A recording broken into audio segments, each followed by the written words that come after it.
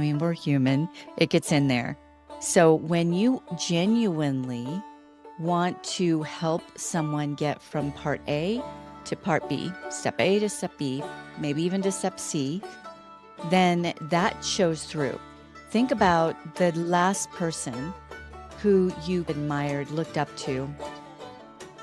They looked you in the eye, you felt like they heard you, and they genuinely helped you get to a next step, right? And so in that sense, they are a true leader that you won't forget. People might forget what you say, they will never forget how you made them feel. Hi there, and welcome to the Step Up Podcast. I'm your host, Kent Kniebel. Every week, I talk to experts who focus on helping leaders step up their leadership game and leaders telling their stories of growing up through the ranks. If you're new to the show, do me a favor and subscribe so you never miss an episode. One last thing. As a leadership development consultant and executive coach, a focus area of mine is supporting newly promoted leaders. 1 in 3 promotions fail because we never teach newly minted VPs how to stop being a director, or a newly promoted director how to stop being a manager. If that's you, or if you support a leader who has been recently promoted, I encourage you to visit my website at kent.coach/toolkit and download a free copy of the Promoted Leader Toolkit, filled with practical advice and tools to help new leaders stick the landing and truly step up to their new leadership level. All right, I've dillied and dallied long enough. On with the show.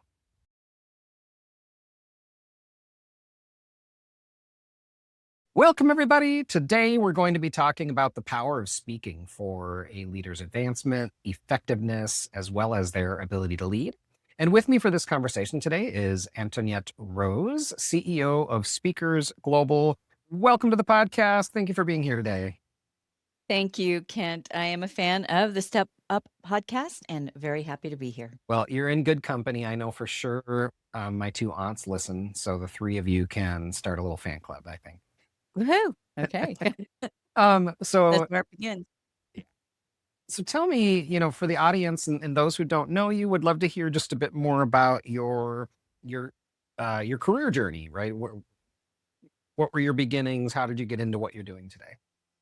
Sure. So when I started out, I knew that I wanted to do something with the power of the voice.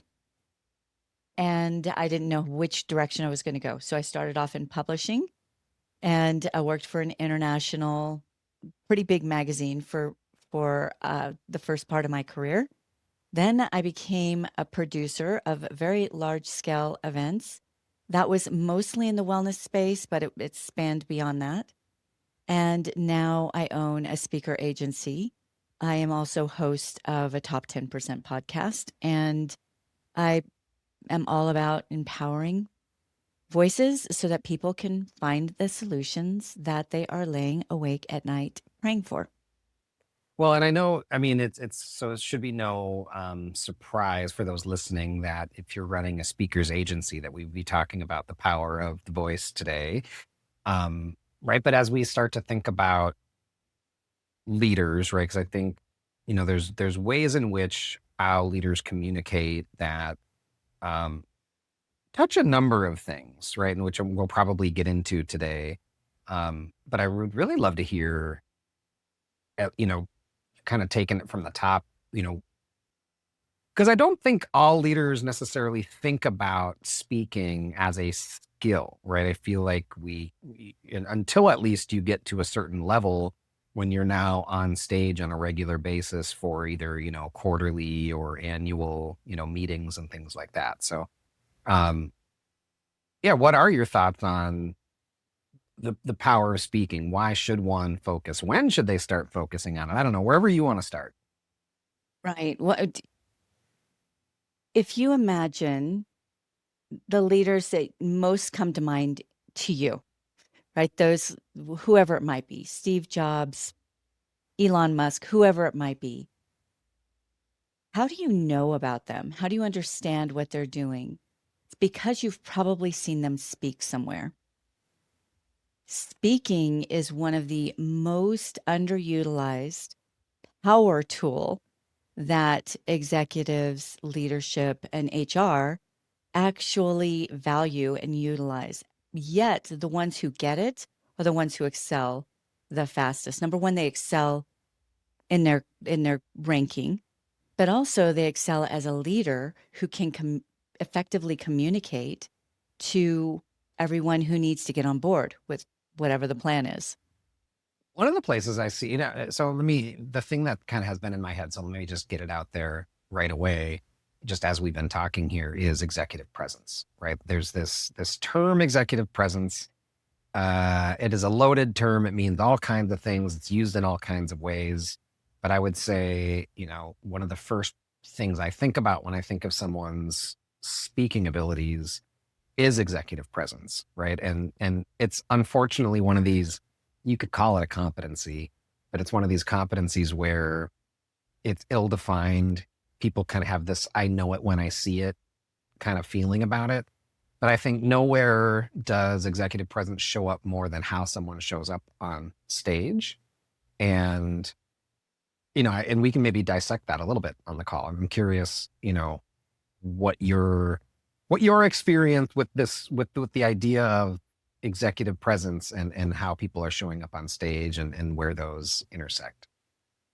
Right. There's some different ways we can go with that. But first and foremost, when you're in front of people, whether it's 3 people in a boardroom or you're on a stage, Staples Stadium, thousands of people in front of you, you need to understand the nuances of effective speaking. Effective, and basically speaking is effective communication if you're doing it right. So I treat it all the same. When I'm in front of a big crowd, I really just see 1 or 2 people. Those are the people who I know are going to get my message and actually act on it. And generally, when we speak, that's exactly what we want. We want to spur people to action. So as a leader, especially at the executive level, understanding how to speak should be as important to you as the expertise that you have in your craft as a leader. That is the number one thing that will propel anything you're trying to get done, is your ability to communicate, not bark, not give orders, but actually communicate and speak. What are some of the? I'm kind of like, do I want to dive into? Should we start dissecting like speaking skills and presentation skills and what where people are getting it wrong and where where they can start tightening some screws? Because I could see this episode today being really useful to people who want to work on their presentation skills or their speaking skills. But maybe before we go there, I would love to maybe let's light the platform on fire here a bit, right? What are some of the, when we get it wrong or get it right, what are some of the, because how we present affects, when I think of a competency model, it probably affects numerous competencies, right? Yes, we oftentimes will say communication is a competency, but in terms of how it affects, for example, influence, right? Your ability to influence, which is its own competency, right? So it's one of these competencies that I think cuts across so many others. And maybe that's a place to start is with influence, but I'd love to hear what your thoughts are on the other competencies, right? Because I think as we were teeing up the Right. conversation today, it's about, getting this right can help leaders both advance, it can help with their general effectiveness, it can help with their ability to lead others. So maybe we Right. start with influence, and then from there, I'd love to hear some of your thoughts on other pieces of sort of a leader's performance, quote unquote, that speaking Sure. skills impacts. Right. Okay. This is really great, Kent, because so many people who want to improve their speaking skills put the cart before the horse, which is performance. I'm going to take these classes, or I'm going to join Toastmasters, and I'm going to get the performance part down. But actually, that is the icing on the cake. That's the last thing that people should worry about. There are 2 keys. If you get this, even if you flub up the performance part, you're going to be a very effective speaker.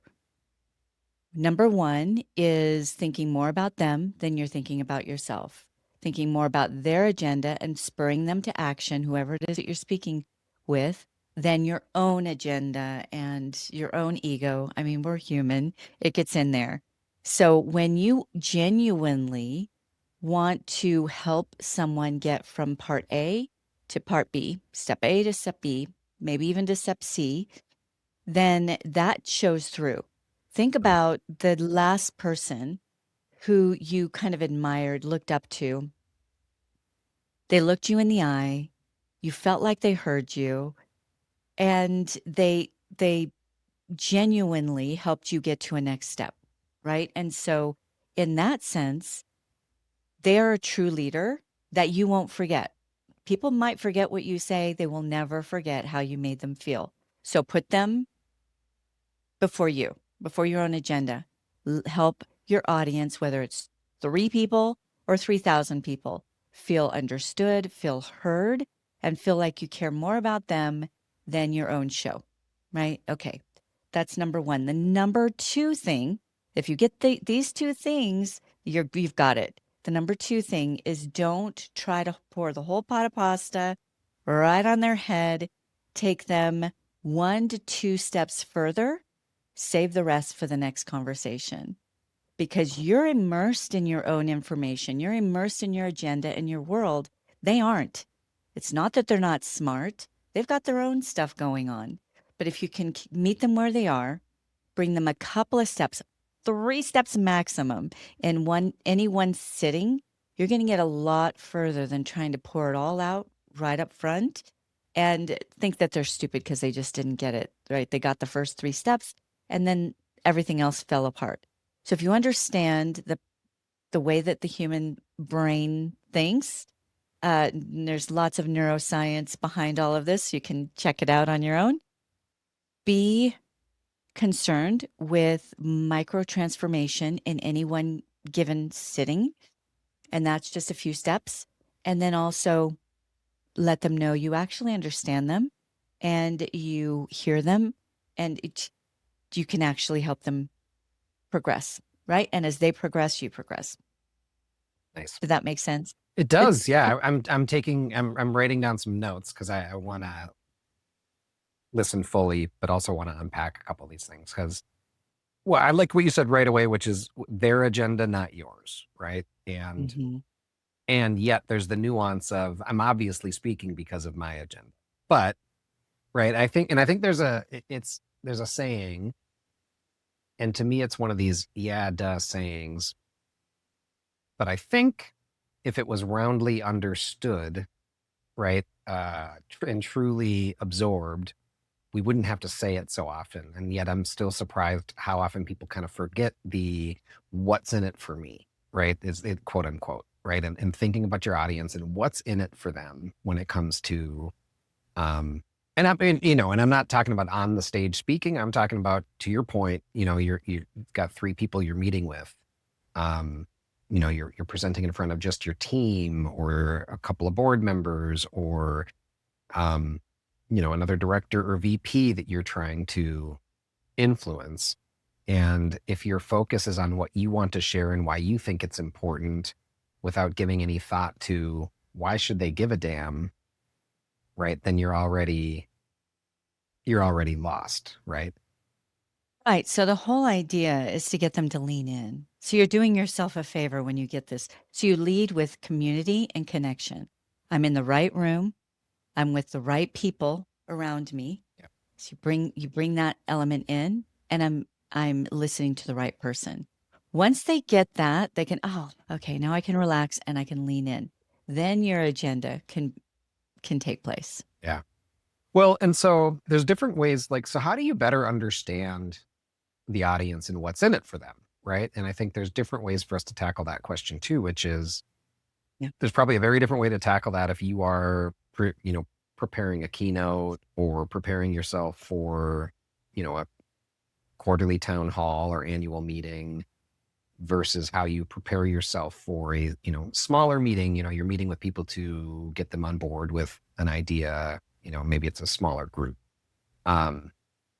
Would love to hear your thoughts, for the audience on let's tackle both of those, right? Because people listening might also be saying, hey, I just came out of, I will say, we're recording this in early July, and I just saw on LinkedIn, numerous business units from General Mills, because their fiscal year ends, I think June 30th. But so numerous groups were having their annual meetings, right? And I saw numerous posts, and I saw leaders that I used to work with, on stage, right? So people listening here might be thinking about, how do I prep myself to be on stage next year, right? So if this is for, let's tackle it both those ways though. So if you're trying to prepare yourself to kind of present, keynote, etc., what are your thoughts and recommendations on how do you kind of pop the hood and get a better understanding of?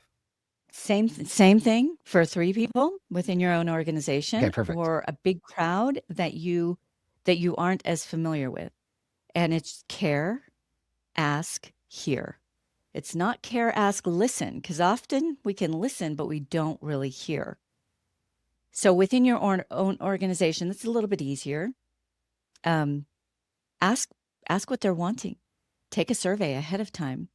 What's top on your plate? What's stressing you out? Whatever you want to ask, and actually soak with that a bit. Put yourself in their place a little bit. Then you can meet them where they're at, get them where you need to be, get them where you need them to be. For a larger audience, most organizers love it when you ask about who's going to be in the audience and get some details there. And then there's a list of other things you can do. You can study their last event and who was present, what are the demographics, what are the things that those demographics are facing. We are in the age of information. You can get this information if you care. It's got to start with care.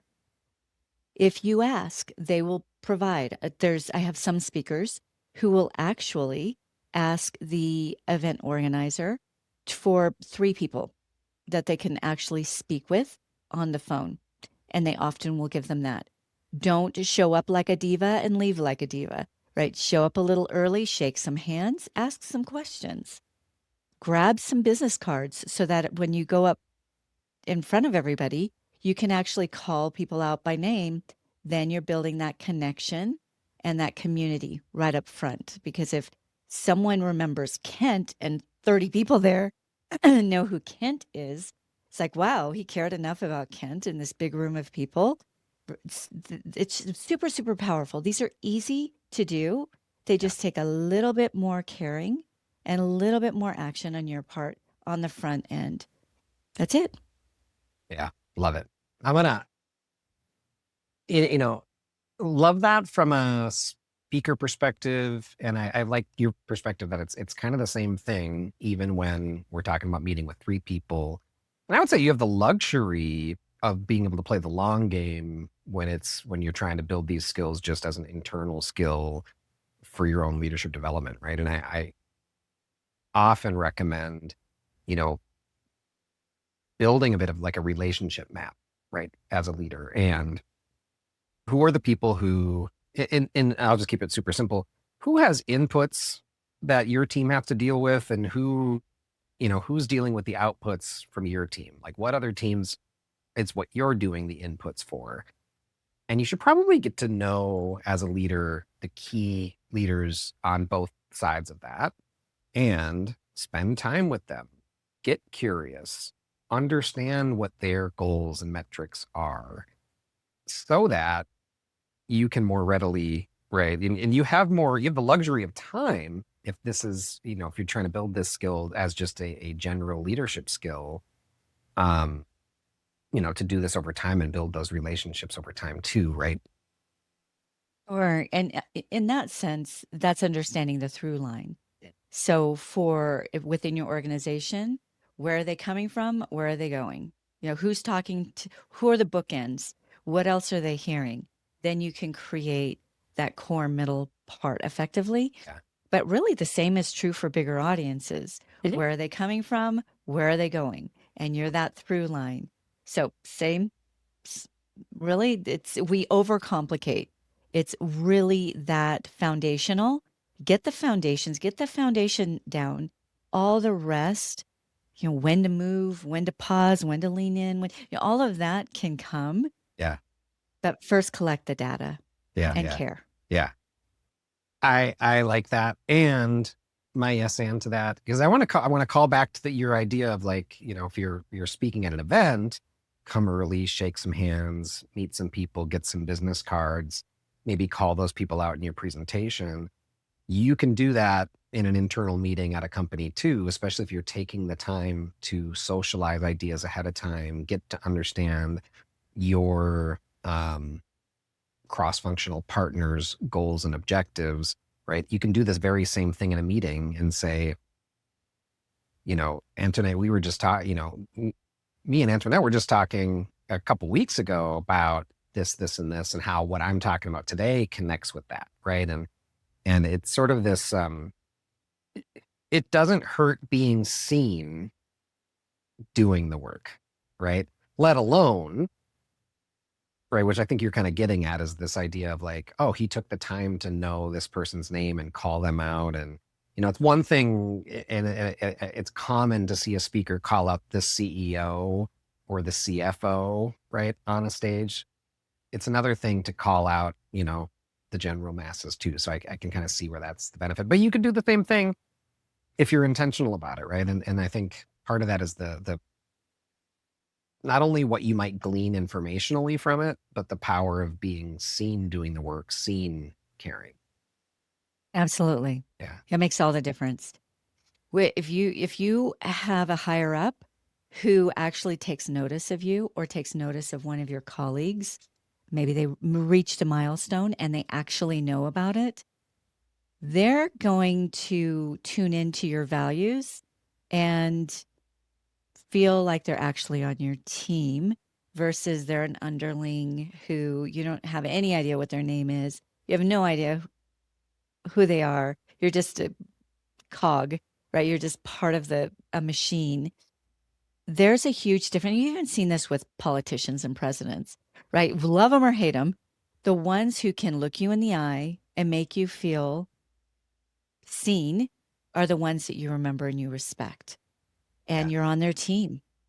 Yeah. Yeah. I haven't met any politicians directly, but that's the thing you hear, right? Is like, they made me feel like I was the only person in the world when I was talking to them, right? And then sort of that care that they put into that. Right. So, all right. So what's in it for me? Right. And I feel like it's easy to say, it's often parroted. It's also often forgotten and oh, so important. The other thing that you said that I want to drill into is, and I liked your imagery is, don't try to pour the whole pot of pasta on their head.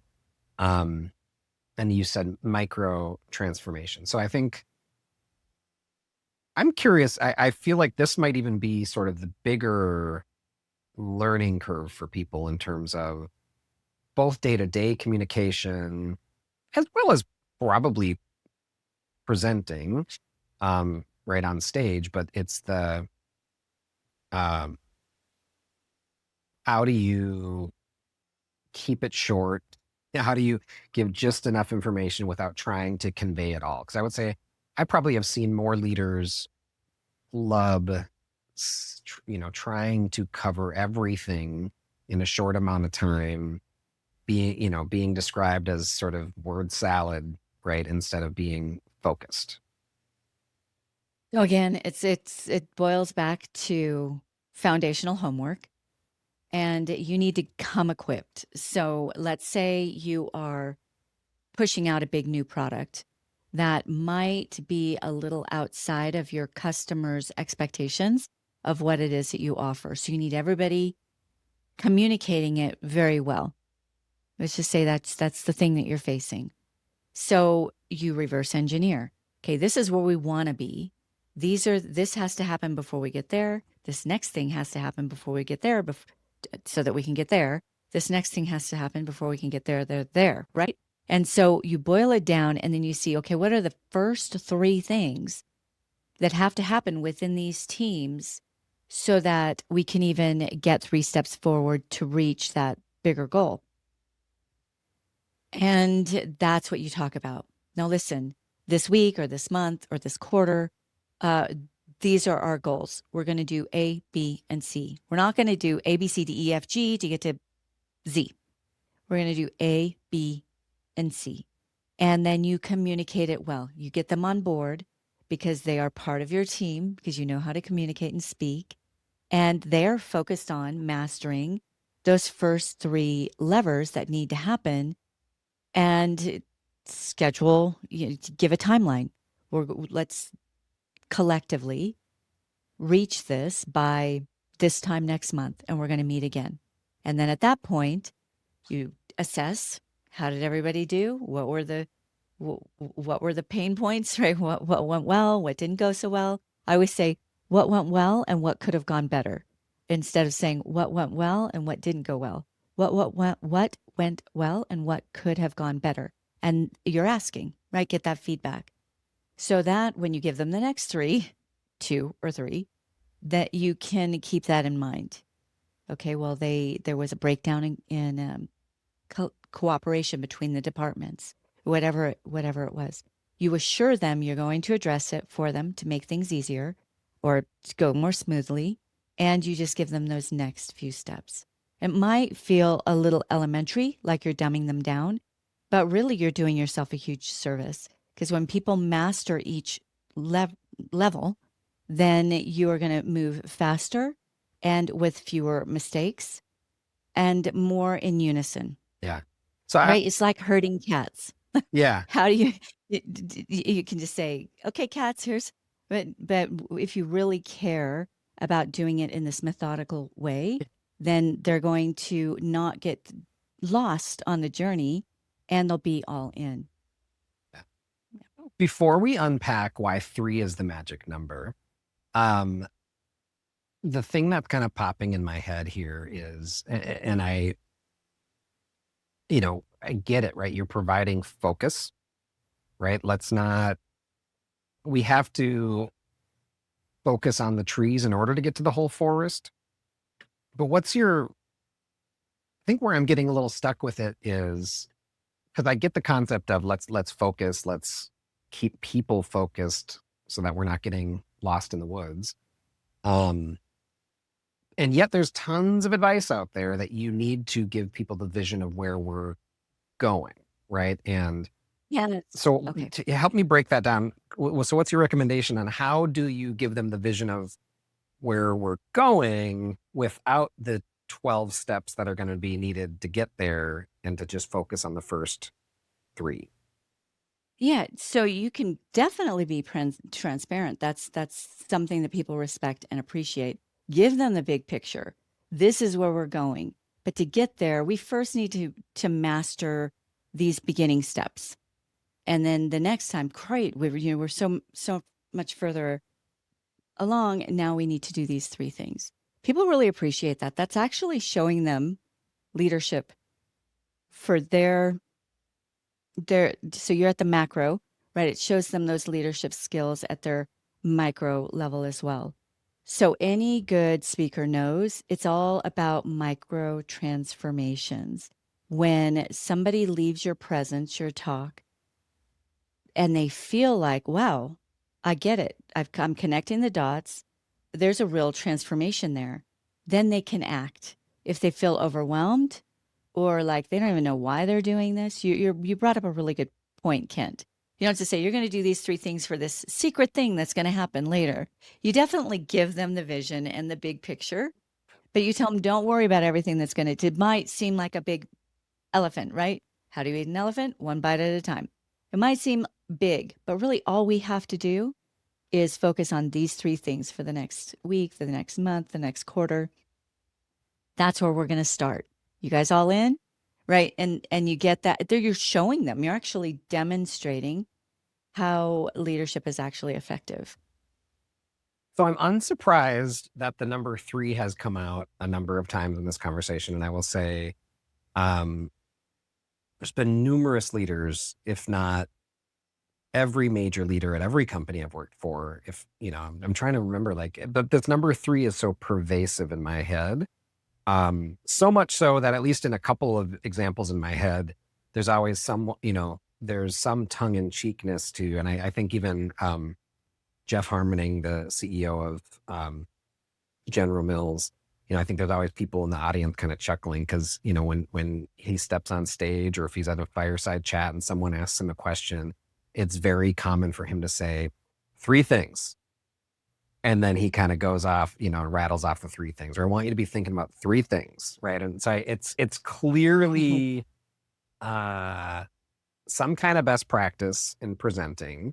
So for anyone else who is listening who's unsurprised by the number three coming out, or maybe those who have never heard this, I would love to just have you kind of unpack that for the audience. Why is it that why is the number three? Why is it always three? There's a lot of neuroscience behind this. I'm not a neuroscientist, so I can't rattle off the scientific data, but I can tell you that you are right. It is definitely pervasive. And in the speaking world, they always say three key points, and then for those three key points, you just go 3 steps deep. So it's 3, 3, 3, so 9 obviously altogether. But it's the way that the human brain can accept a new idea and connect the dots and then take action on it. A confused mind freezes. It too much paralyzes. But if they can grasp, then they can act. And there's just a power in that. And even to the point of, I know this feels off topic, but it just goes to the science behind how the brain works. But if you study interior design at all, there is the power of three. So I just got a lake house and I was gifted a whole bunch of beautiful plants. And I put them all out and it just felt like too much until I arranged them in threes. I don't know why, but suddenly it felt like it all made sense and it just flowed better. So you see that actually in interior design as well. You'll see it in really pretty much in advertising, pretty much everything.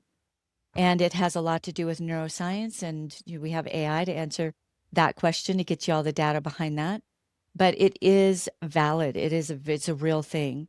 So if I came in and okay, when somebody makes an offer, they generally will make an offer in threes. So even as a leader, you give 3 options. You could take this option, opt out, don't get the promotion, fine, just do your job. That's great. Or you could take option number 2, where you opt in, you keep your role, but you also get these bonuses or benefits, whatever. Or you can opt for 3, where you risk everything. You might lose your position altogether, but there's a chance to get this advancement, right? This is obviously a funny illustration, but almost always people are going to pick the middle, whatever it is. It's just when you see these offers and there's like 3 columns, pick this, or this, it's almost always in threes. It's just a very powerful way that our mind thinks. Yeah. Yeah. It's probably helps with recall as well, right? In terms of, you can't expect people to remember 10 things, but you could reasonably expect them to remember a few. Yeah. So I'm sure there's some other angles we can go down here, but I think one thing I really want to get your perspective on is the power of, because I know we're talking about presenting and speaking, and yet something I kind of keep coming across is the power of silence. So I'm curious, either, when it comes to presenting on stage or, not, right, in more of an informal or meeting type setting.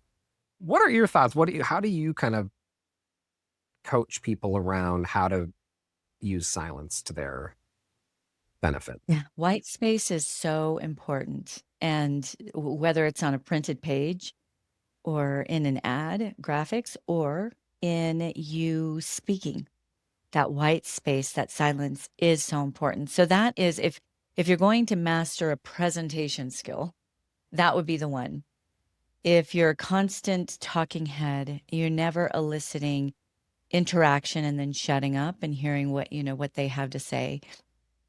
And then and allowing, not being afraid of quiet, not being afraid of silence. Silence is so powerful. It's a punctuation point. So anytime you've just landed a really important point, just be quiet. Let them act like you're doing something if you have to, if you're nervous about it, but let them process it for even 3 seconds, 5 seconds, and finish out, writing their notes. If you make an offer, ever, make the offer and shut up. Do not make the offer and then hand out free t-shirts, or make the offer and then explain why you made the offer. You make the offer, even if you're proposing a new way of doing things in a boardroom, and then you just be quiet. Don't keep rattling on why you feel like it's important, why you feel like it's the best thing. Just make the offer and you be quiet, because you might interrupt them on the wrong note. They are processing. You don't want to interrupt that process. I don't think that can work because A, B, C, D. But on the other hand, we've tried everything else, and maybe we should try this new thing, right? If you interrupt them on, I don't think it's going to work because A, B, C, D, you interrupt them there, that's where they stay. They don't get the opportunity to process the rest. And if it's just new information that they're bringing in, let it nourish them. Let it soak in for a moment so they can get that, so you can go on to the next topic or idea. And one of the reasons I keep kind of bumping up against this, and then I want to kind of talk about something really similar, is sort of, and it kind of maybe comes back to executive presence, leadership presence, and the willingness to, well, let me, I'll kind of tell you where I'm going with this, because I think they're interrelated, which is also the pace of talking, how, the pace with which you speak, right? And I think just reflecting myself on being in the room with really strong officers, right? So VP level or above. I'm just kind of like thinking about these annual meetings, these town halls. I think almost one of the most common skills that I see, right? And I'm not a speaking expert, right? So I'm just this is just from my own vantage point. A couple of the most common skills is both watching especially higher level leaders. And you just kind of notice this in higher level leaders and more junior leaders who might be presenting that day as well. These higher level leaders seem to really take their time, right? They take their time on stage. They're not rushed. And they're also, again, and even from even if there's not much interaction, it is a one-way presentation, right? In like a town hall kind of format. They're still not afraid of the silence, right? So, and to your point, kind of both punctuating, and I would say on research, right? Why do I think it's important? And I'd say the leaders who take their time and are unafraid of these pauses make me lean in more, right? Because it's like it kind of makes me, I almost want them to pick up the pace to a certain degree. And I'm not talking about people who are speaking way too slowly, but it kind of makes me lean in, and the pauses make me lean in.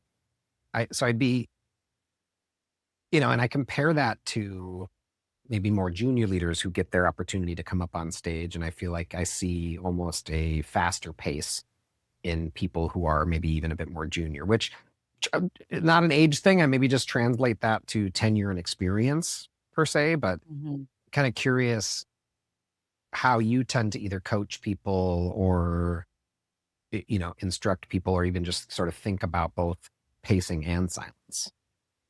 So good. So this is a 3-part answer, and each of these 3 parts are equally important. Number 1, who do you trust? Do you trust somebody who is talking real fast and trying to get it all in, right? That usually those are like snake oil salesmen, right? Somebody's just talking a fast talker. We've all heard the term, he or she is just a fast talker. That immediately elicits distrust.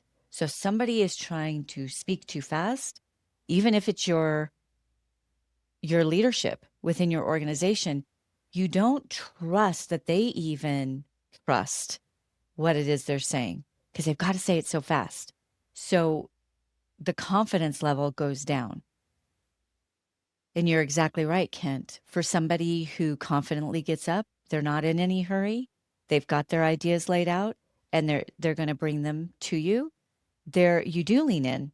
They're like, they're confident, so I can be confident. There is so number one, don't when you're speaking too fast, you are diminishing the trust in what it is that you're saying.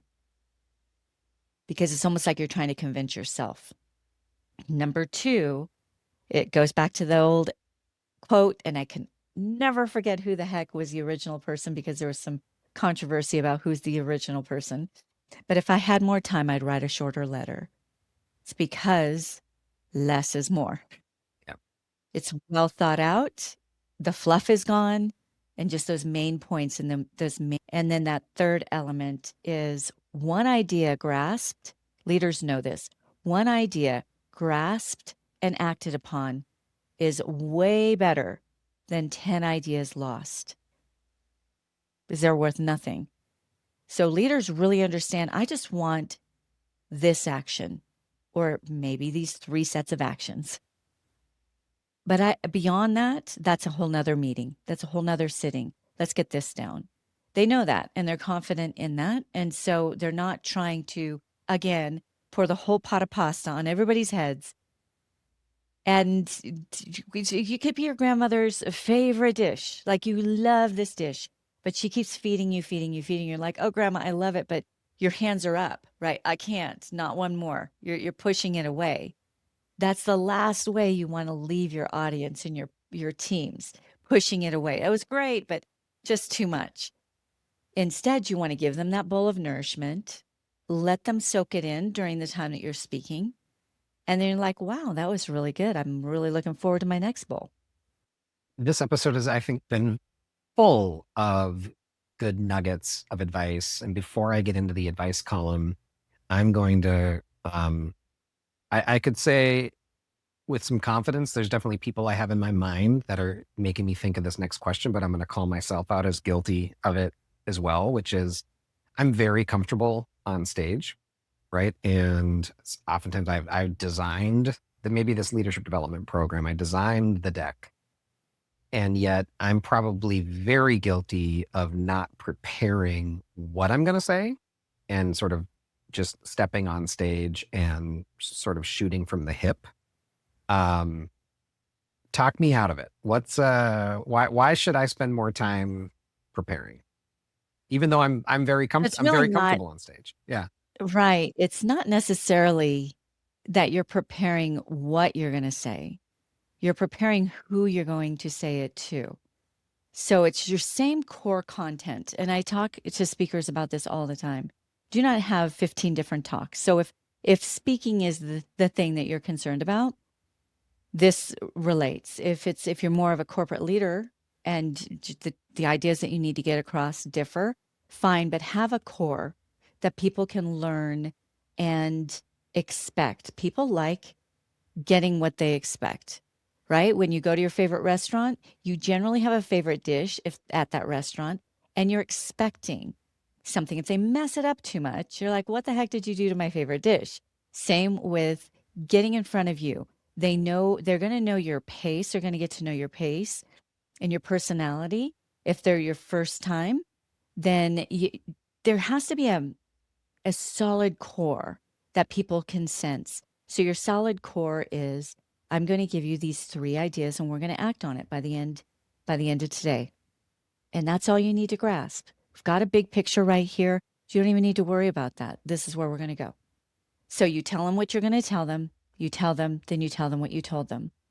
And there are some formulas, there's some presentation formulas and all of that.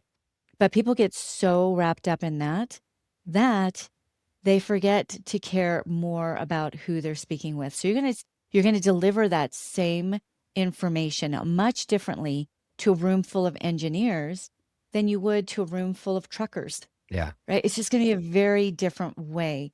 So it's less focus on how am I going to so eloquently and greatly present this thing. I have the knowledge. Nobody comes for information. They come for experience. And you can't give people an experience unless you understand who it is that you're speaking with. So prepare for the audience versus preparing this perfect slide deck and, Script. laying Or, out all your ideas. Mhm. Yeah. Well, I mean, it kind of brings us right back to where we started, which is their agenda, not yours. So if I'm hearing you correct, right, it's almost more important rather than prepping the deck, which is important. I mean, it's core, it's table stakes, right? And maybe even more important than prepping taking the time to truly understand the audience and what they care about, what their agenda is, or is it all about you Right. and your agenda? Yeah. So since we're on this food metaphor, if you're sitting across the table, let's say from a colleague, and you're sharing a meal, and they're looking you in the eye, and you're having a good conversation, you're going to engage, you're going to lean in. If instead that colleague, they're sitting there, they're kind of there, but they're looking over your head, they're looking to the right of your shoulder, the left of your shoulder, never really meeting you in the eye, you're going to pull back and not be as engaged. The audiences are no different. Again, whether it's a boardroom of 3 or a stadium full, they want to feel like you have enough understanding about them that you get them. Because if you don't get them, you can't have any solutions for them. So that's first and foremost on your plate.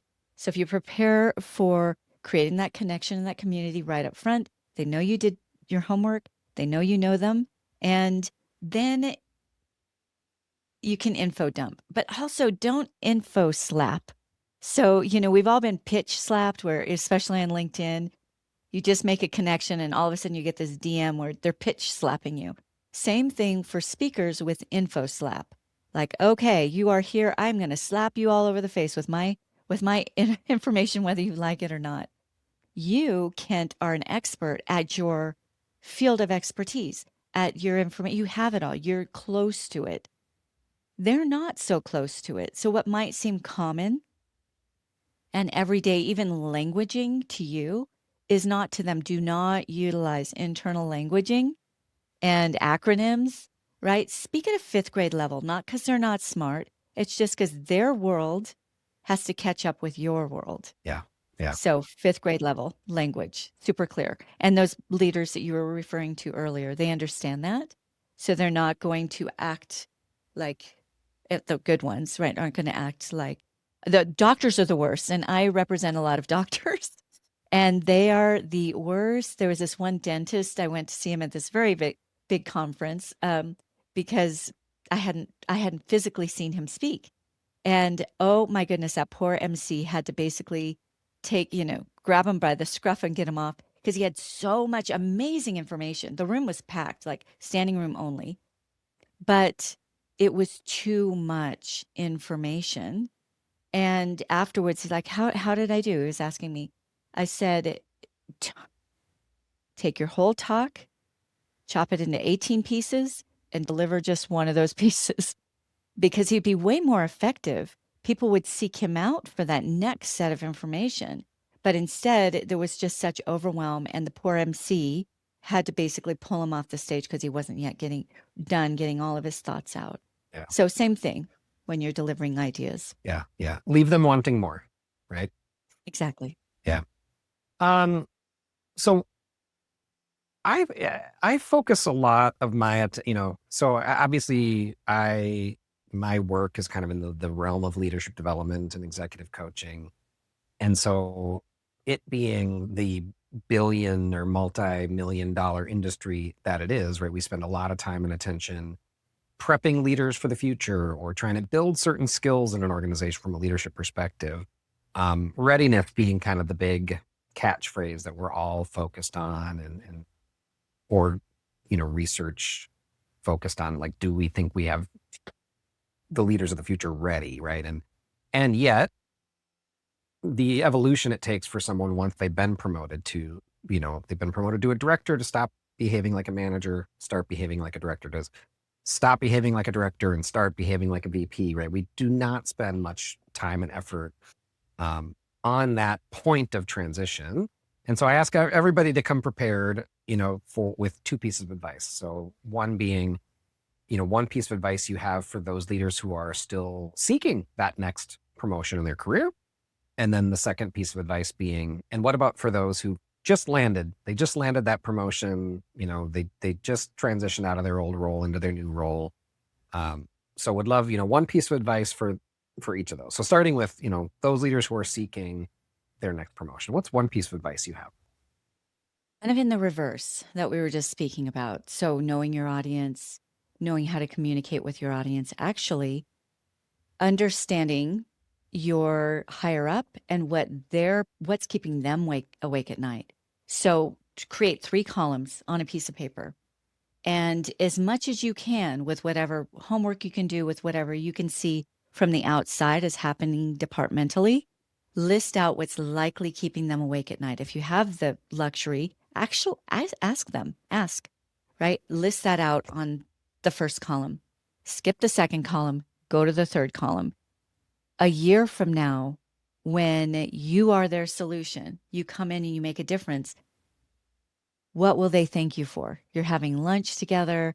They're like, wow, this past year, I no longer have to worry about ABC. I now get to enjoy ABC. Write that out. Then figure out those 3 things, those 3 big boulders that need to happen for them to get from where they are to where they want to be. You are those boulders. So you basically, now you know what it is. Now you've done your homework. So when you speak with them for that promotion, or you write it out on the written stuff that you have to create for the promotion, whatever it is, you're speaking to the pain, you're speaking to the solution or the other side of things, and you're demonstrating how you're going to help bridge that. That helps them understand, wow, they actually cared enough to understand what's going on and to lay it out for me how they're going to be a solution versus begging for a job, begging for a promotion. You're not doing that. You're showing them how you're going to be a strategic partner that is going to help them get to where they want to be, not help you get to where you want to be. Nice. And what about for those leaders who they just got promoted, right? They just found themselves at the next level. What's your advice for them to sort of best sort of stick the landing, so to speak? Yeah. So what does a company want? What do they reward? They reward action and results. So the way that you can inspire that in the people that surround you, because it's never a one-man show, then you're going to have more action, you're going to have more results, and the whole company is going to benefit. So if you can hone in on what is the cog, what's the cog in this thing we're trying to do? And same 3 columns. Here's the cog, here's where we want to be. What are those 3 steps that need to happen in order to get to bridge to the other side? And you don't start off focusing on step 3. You start focusing on step 1. Let's get this first step done first so we can get to the next step. And then as you do that, you are creating massive forward momentum for your department or for your company. And that's going to be noticed. Number 1, everything's going to perform better. Productivity is going to be up. Retention will likely be up. It all just flows a lot better. And that's noticed. Yeah.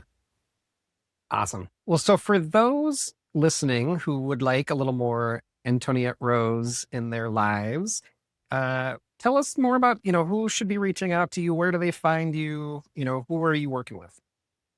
Yeah. So the 3 best places, number 1 is my podcast, especially if you want more of this information. You just hear it anywhere at any time. I'm on all the majors. It's SPEAKPact. So speak to make impact, speakpact.com, or on any of your favorites. I am a little on YouTube. They haven't quite discovered me yet, but we are a top 10% podcast. The second place is LinkedIn. That is the place I love to hang out. It's the number 1, and Antoniette, Antoniette. So just look me up on LinkedIn. And then the other thing is, if you really are wanting to step in to speaking at a more serious level, I hold a 3-day workshop with me that is amazing, I will say. They're just very accessible. And that's at speakerrevenuelab.com, speakerrevenuelab.com. Nice. So those are really the 3 best places for that first step Yeah. So into my world. for budding speakers out there, right? Because I know part of what you do is run a speaker agency, right? Can you just tell just a teensy bit about that, and if that's a path someone's on, you know, Yeah, absolutely. So, of course, the first place to start with that would be Speaker Revenue Lab. I get to know you, you get to know me, and then I'll know whether or not we're a good fit and that I can represent you and get you onto the stages that you want. But outside of that, if you go to the speakpact.com address, it also has a calendar link in there where you can meet with either my talent manager or be included in what we call a microgroup interview, where I interview speakers for my roster. There's no cost, but of course, I need to meet with you, and it's usually in a small group setting and make sure you're a good fit. nice. Antoniette, thank you for being here today. This was a fun conversation. And like I said, I think there was, even though, I say the advice column is at the end, I feel like there was a lot of really good nuggets of advice for people who are trying to improve in their day-to-day, meeting to meeting, presentation, let alone those who are trying to get onto stage a bit more too. So thank you so much for just sharing all your wisdom and guidance with us today. It was fun. Kent, thank you for having me. All right, thanks. Take it easy. All right, ciao, ciao for now. That brings us to the end of our episode. Thank you for listening. I'd encourage you to head on over to my website, kent.coach, and start a conversation with me there, or check out my Promoted Leader Toolkit at kent.coach/toolkit. Before you go on with your day, please take a moment to leave a rating and a review wherever you listen to podcasts. Click the 5 stars. That helps put this podcast in front of more ears. Till next time, take it easy.